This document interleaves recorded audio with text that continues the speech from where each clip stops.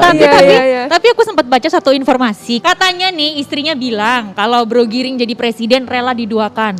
Terus anak minta PR dihapuskan. Nah yang jadi pertanyaan buat istri-istri muda kayak saya nih ya Bro Giring ya. Bukan diduain, maksud saya diduakan. Maksud saya istri saya bilang waktu itu statementnya adalah yang paling penting Mas Giring fokus untuk negara dan bangsa.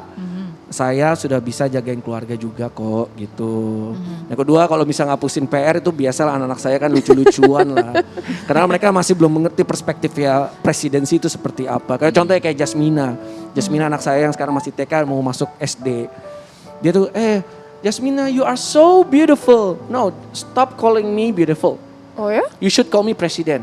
Oke. Padahal saya ini juga nggak ngerti the whole concept of presiden itu apa. Cuma gara-gara kita setiap hari ngomongin tentang presiden, ya dia akhirnya ya udah dia ngomongin itu. Oke, di dalam politik tuh nggak ada lawan dan kawan abadi. Semuanya abu-abu. Karena kadang-kadang mau nggak mau, suka nggak suka, temannya itu kepentingan, ya kan? Bukan hubungan lagi nih, udah kepentingan temannya. Nah, ada nggak yang sudah tidak ada menjadi teman Mas Giring lagi?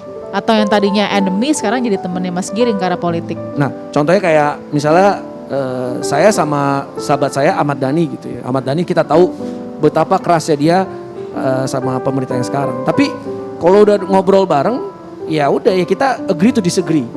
Dan dia tahu gitu bahwa we are agreeing to disagree. Dan I respect his opinion dan dia juga respect dengan opini saya. Dan lucunya Ahmad Dhani adalah seorang musisi yang sangat-sangat saya kagumi. Bayangin kalau nggak ada Dewa 19 mungkin dulu nggak ada Niji. Iya kan? Karena Dewa 19 yang menginspirasi Niji untuk ngeband. Dan kita tuh mengidolakan sekali karya-karyanya Ahmad Dhani. Tapi in terms of visi kita mengenai negara, prinsip kita berbeda ya udah. Ya we agree to disagree. Oke, tapi ini kan jadi politikus tuh modalnya gede ya Lol ya. Pastilah. Kemarin kan Mas Giring sempat maju caleg. Nah, tapi nggak lolos. Lolos dong. Oh, nggak ini. PSI-nya nggak lolos. PSI-nya nggak lolos. Kalau boleh tahu. Karena kita sempat ngomongin modalnya gede. Modalnya berapa sih Mas kemarin Mas? Ya banyak sih, banyak. Tapi yang paling besar tuh lebih ke modal tenaga dan waktu sih. Ini nggak miliaran rupiah ada nggak Mas ya? Giring? Karena Kak, Biasa kalau soal duit cewek Iya ya. Karena biasanya kan kalau misalkan masuk dunia politik tuh lumayan ngeluarin budget yang gede loh Kak. Nah kalau tadi Bro Giring bilang untuk maju jadi caleg ya besar lah tapi besarnya nggak besar-besar banget. Untuk maju jadi capres modalnya berapa nih?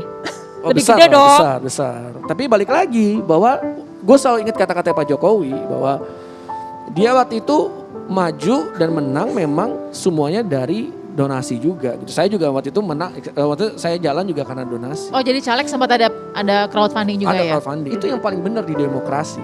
Kalau menurut gue ya, bahwa orang-orang yang mau berkontribusi, tapi kalau misalnya nggak bisa lewat tenaga, ya pasti mungkin lewat uang.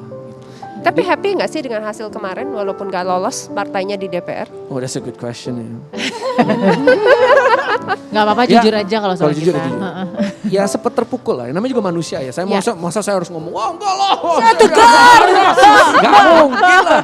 Saya kan Epic manusia normal gitu kan, manusia normal yang karena waktu itu kan sebetulnya lebih sedihnya adalah melihat relawan-relawan Sobat Giring yang waktu di saat hari pemilihan umum dan quick count itu bahwa PSI-nya nggak lolos, terus habis itu Sis Grace pidato dan mereka menangis semua bahwa ini kan mereka perjuangan bersama. Itu yang bikin saya sedih. Kak Giring, abis ini kita lanjut ngobrol lagi ya.